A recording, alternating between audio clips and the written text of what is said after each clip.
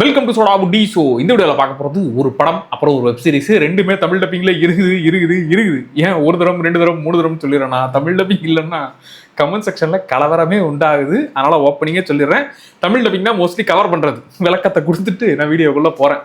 படமும் சரி வெப் சீரிஸும் சரி ரெண்டுமே நல்லா தான் இருக்குது. அதனால் இங்கே தாராளமாக ட்ரை பண்ணலாம். சரி வாங்க ஒன்னொன்னத்தை பற்றி டீட்டெயிலாக பார்த்துடலாமா. ஃபர்ஸ்ட் வந்து சிங்கீதம் அப்படின்னு சொல்லி இந்த படம் முழுக்க பாட்டு படம் ஃபுல்லாகவே பாட்டு தான். ஆக்சுவலாக இது எதுலேருந்து இன்ஸ்பயர் ஆனீங்கன்னு நான் பார்க்கும்போது கண்டுபிடிச்சிட்டேன். சும்மா காமெடியாக சொல்கிறேன். இந்த ஜாக் ஜான் அட்வென்ச்சர்ஸில் வந்து தெரியுமா, பெண்ணே மாட்டுக்கு உடம்பு சரியில்லை அதுக்கு மாட்டாஸ்பத்திரி கூட்டு போ அப்படின்னு சொல்லி அங்கிளோட ஃப்ளாஷ்பேக்கு, அங்கிளோட ஃப்ரெண்டை பார்க்க போயிட்டு அங்கே அந்த மேடை நாடகத்தில் ஃபுல்லாக பாட்டாவே பாடுவாங்களே, அதுலேருந்து இன்ஸ்பயர் ஆன மாதிரி இந்த படம் முழுக்க அப்படியே ஃபுல்லாக பாட்டு பாடிக்கிட்டே இருப்பாங்க. சும்மா கொஞ்ச நேரத்துக்கு ஆரம்பிக்கும் போது பேசுவாங்க. அதுக்கப்புறமா இப்படி ஒரு பிரச்சனை உண்டாயிடுச்சு, கிராமத்தில் இருக்கிற எல்லாருமே பாட்டு தான் பாட போறாங்கன்னும் போது, டேய் எப்படா பாட்டு வச்சே படம் முழுக்க கொண்டு போக போறீங்க.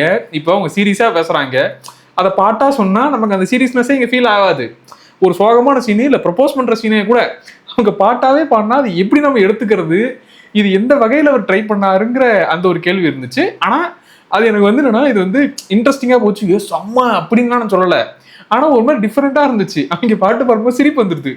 ஏதாச்சும் ஒரு சீரியஸான சீனு இல்லை காமெடி சீனு இல்லை அந்த கதையில ஏதாச்சும் ஒரு இன்ட்ரெஸ்டிங்கான சீன் வரும்போது இவங்க பாட்டாவே பாடும்போது அந்த சுச்சுவேஷனுக்கு நான் சீரியஸா பார்க்கும்போது டக்குன்னு பாட்டு பாடி சிரிப்பு காமிச்சிடுறாங்க. ஒரு மாதிரி ஜாலியா போச்சு. அண்டு முக்கியமாக வெறும் நான் வந்து படம் முழுக்க பாட்டு பாட போறேன், எக்ஸ்பெரிமெண்ட் பண்ண போறேன், அதுக்காக சப்போர்ட் பண்ணுங்க ஃப்ரெண்ட்ஸ் அப்படின்லாம் இல்லை. உண்மையாவே படமும் நல்லா இருக்குது.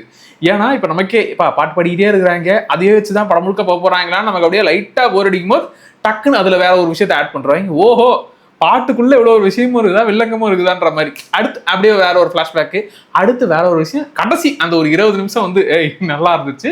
ஒரு கேமியோவாக ஒருத்தரை கூப்பிட்டு வந்து நீங்க பண்ணக்கூடிய விஷயங்களும் அதுக்குமே வெயிட்டா இருந்துச்சு. ஒரு மாதிரி படம் முடியும் போது நல்ல மெசேஜ் உள்ள ஒரு படத்தை அதை வித்தியாசமா ட்ரீட் பண்ணி ஃபுல் படமும் பாட்டாவே பார்த்து முடிச்சோங்கிறது ஒரு மாதிரி டிஃப்ரெண்டா இருந்துச்சு. எனக்கு அந்த ஐடியாவே நல்லா இருந்துச்சு. அண்ட் அது மூலியமா இந்த படத்துல சொல்ல வந்த மெசேஜ் அவ்வளோ அவ்வளோ அவ்வளோ இருக்குது. இது வந்து கிட்டத்தட்ட இந்த மெசேஜ் என்னன்றது நீங்க கடைசியா முடிக்கும் போது, இது நம்ம இந்த சின்ன குழந்தையா இருக்கும்போது மாரல் ஆஃப் த ஸ்டோரி அப்படின்னு சொல்லி கதை சொல்லும் நீதி இப்படிங்கிற விஷயங்கள்லாம் நம்ம பேசுவோம் தெரியுமா. அதாவது சொன்னா ஸ்பாயிலர் அப்படின்னு நான் சொல்ல வரல, பட் அந்த விஷயங்கள்லாம் பார்க்கும்போது அது நல்ல ஒரு மெசேஜை இப்படி அழகா சொல்லியிருக்கிறாங்கப்பா. அது இந்த பாட்டு விஷயம் மூலியமா வெறும் நாங்க பாட்டு பண்றோம் இப்படிங்கிறத வச்சே இங்க ஒப்பேத்தாம பாட்டு மூலியமா நாங்க சொல்ல வரோம். ஆனா சொல்ல வர்றது இப்படி ஒரு மெசேஜ், இது மூலியமா இந்த மக்கள்லாம் எந்த நிலைமையில இருக்கிறாங்க, எப்படி பாக்குறாங்க. ஆக்சுவலா அந்த பேக்ட்ராப்பே நல்லா இருந்துச்சு. தங்கத்துக்காக அவங்க மட்டும் இல்லை, எல்லாருமே தங்கம் எங்கன்னு சொல்லி தங்கத்துக்காக தான் ஏங்க போறோம். பக்கத்துல மரமே இருந்தாலும் மரமா தங்கம் தாங்க முக்கியம் இப்படின்னு சொல்லி தங்கத்துக்கு பின்னாடி தான் ஓட போறாங்க. ஆனா அதை வச்சுக்கிட்டு தங்கம் தான் வேணும்னு கேட்குறியாப்பா, இந்த எல்லாமே வச்சுக்கப்பா அப்படிங்கிற மாதிரி இந்த பேராசைப்படுறது, அது மூலியமா உங்களுக்கு என்ன தேவைங்கிறதையே மறந்துட்டு ஏன்டா தேவையில்லாத நோக்கி ஓடிக்கிட்டே இருக்கிறீங்க, உங்களுக்குள்ள ஏன்டா சம்மந்தமே இல்லாமல் சண்டை போட்டுக்கிட்டு இருக்கீங்க, யார் தானே இதுல நல்லவங்க இப்படின்னு பல விஷயங்களை வச்சு அந்த மரத்தை வச்சு சொன்னது. இப்படி இன்னும் பல ஏரியாக்களை வந்து அழகா டச் பண்ணிருப்பாங்க. அதுக்குன்னு இந்த பாட்டு விஷயம் வர்றதுனால அந்த ஏரியாலாம் வந்து ஒரு மாதிரி நமக்கு அப்படியே பாத்தீங்களா இப்படி இருக்கிறீங்களே மனித பதர்களே இப்படின்னு அட்வைஸ் கொடுக்குற மோட்லயும் போகாம அதை பாட்டு மூலியமா அதுலயும் ஒருத்தர் வந்து இந்த ராப் சாங் மாதிரிலாம் பாடுவா. அப்படி தமிழ் டப்பிங் நல்லா இருந்துச்சு. நான் தமிழ் டப்பிங்ல தான் ட்ரை பண்ணேன். சரி தெலுங்கு படம் தானே, தமிழ் டப்பிங்ல பெருசா மெனக்கெட்டெல்லாம் பண்ணியிருக்க மாட்டாங்கன்னா, தமிழ் டப்பிங் உண்மையாவே மெனக்கெட்டு பண்ணியிருக்காங்க. நீங்க தமிழ் டப்பிங்லேயே பாக்குறீங்கனாலும் ஒரு ஜாலியா வீட்டுல குட்டி பசங்களும் அவங்க அப்படியே பாட்டு பாடிக்கிட்டு, எனக்கு வந்து இது நம்ம ஒரு டிஸ்னி படம் பாக்குறோம், இது வந்து ஆக்சுவலா ஒரு அனிமேஷன் படமா வர வேண்டிய படம் போல, அந்த மைண்ட் செட்ல தான் எனக்கு பாக்குற மாதிரி இருந்துச்சு. குழந்தைகளுக்கான இந்த ஒரு அழகான மெசேஜை ஃபுல்லா பாட்டு மூலியமா சொன்னா ஒரு மாதிரி அவங்க என்ஜாய் பண்ணி பார்ப்பாங்க, இல்லை பாட்டு பாடிக்கிட்டே கூட சேர்ந்துக்கிட்டு. அந்த மாதிரி இது நீங்க ஃபேமிலியா போட்டு விட்டீங்கன்னா ஒரு மாதிரி ஜாலியா அங்கங்க சிரிப்பார வச்சு அதே சமயம் ஒரு நல்ல மெசேஜையும் எடுத்துக்கோங்கப்பா அப்படின்னு சொல்லக்கூடிய ஒரு படமாக ஃபீல் ஆச்சு. நல்லா இருந்துச்சு. எனக்கு ஒரு டிஃப்ரெண்டான எக்ஸ்பீரியன்ஸாக இருந்துச்சு. ஸோ ஓடிட்டு தான் பார்க்குறீங்க, தாராளமாக ட்ரை பண்ணுங்க. சரி அப்படியே ரெண்டாவது வெப் சீரிஸ் போவோமா. Pritam and Pedro. இந்த சீரிஸ் பார்க்கறதுக்கு ஒரே ஒரு முக்கியமான காரணம் வேற யாருமே கிடையாது, ராஜ்குமார் ஹிரானி. அவரு ஓடிடி சைட்லையா, அவர் என்னங்க இந்த பக்கம் பண்ணிட்டு இருக்கிறாருன்னு போது இவருக்காக நம்ம பார்த்துடலாம். ஏன்னா அவருடைய படங்கள்லாம் அவ்வளோ ஃபேவரெட்டு. அவர் இருக்கிற எல்லா சீரியஸான இஷ்யூவையும் எடுத்துக்கிட்டு அதை காமெடி கலந்து சும்மா நச்சு நடிப்பாரு. அவர் ஓடிடி சைடு இருக்கும் போது அப்புறம் தான் அவருடைய பையன் சீரியஸ்ல நடிச்சிருக்காரு, அதனால வந்திருக்காரு. பட் அதுக்குன்னு சும்மா ப்ரொடியூஸ் மட்டும் பண்ணல, அவர் ஸ்கிரிப்ட் சைட்லயுமே உட்காந்துருக்காரு. ஏன்னா அவருடைய அந்த ஃபிளேவருங்கிறது இந்த சீரிஸ் முழுக்கவே நல்லா தெரியும். ஆக்சுவலாக இந்த சீரிஸோடைய கதை என்னன்னா, இதுல வந்து இந்த வடக்கு நண்பர்கள்லாம் காடு மேலே 16 நம்பர்னு அவங்க அட்வான்ஸா ஏமாத்துற லெவலுக்கு எங்கேயோ போயிட்டாங்க.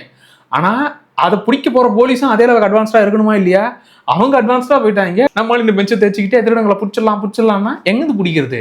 ஸோ அவங்களுக்கு ஈக்குவலா சார் இதெல்லாம் பண்ணீங்கன்னா ஈஸியா பிடிச்சிடலாம் சார்னு சொல்லி இப்போ இவங்க ஒரு கூட்டணி அமைக்கிறாங்க. போலீஸும் நம்ம ஹீரோவும் கூட்டணி அமைச்சு சார் வாங்க நம்ம எப்பேற்பட்ட கேஸ் இருந்தாலும் டக்குன்னு சால்வ் பண்ணலாம், சும்மா நீங்க நினைச்சு முடிக்கிறதுக்குள்ள 10 நிமிஷத்துல கேஸை முடிச்சிடறேன் சார் அப்படிங்கிற மாதிரி இவங்க கூட்டணி அமைச்சு என்னென்ன கேஸ்லாம் சால்வ் பண்றாங்க, என்னென்ன பிரச்சனைலாம் இந்த சீரீஸ்ல வந்துச்சு, அதை எப்படி சால்வ் பண்றாங்கிறது தான் கதை.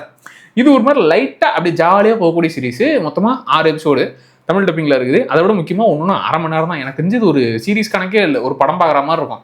ஃபர்ஸ்ட் எபிசோட்ல என்னடா ஜாலியாக கேஸை முடிச்சிட்டிங்கன்ற மாதிரி இப்போவும் சொல்லிடுறேன், ஜாலியாக தான் இருக்கும். அதனாலேயே சில பேருக்கு ஏங்க ஒரு கேஸை கஷ்டப்பட்டு சால்வ் பண்ணி அதில் ட்விஸ்ட்டை வச்சு அப்படியே வேற மாதிரி அதை கொண்டு போய் முடிச்சு பயங்கரமாக ஒரு ஃபீல் பண்ண வச்சாங்க அப்படிங்கிற ஃபீல்லாம் வரலையன்ற மாதிரி தான் தோணும்.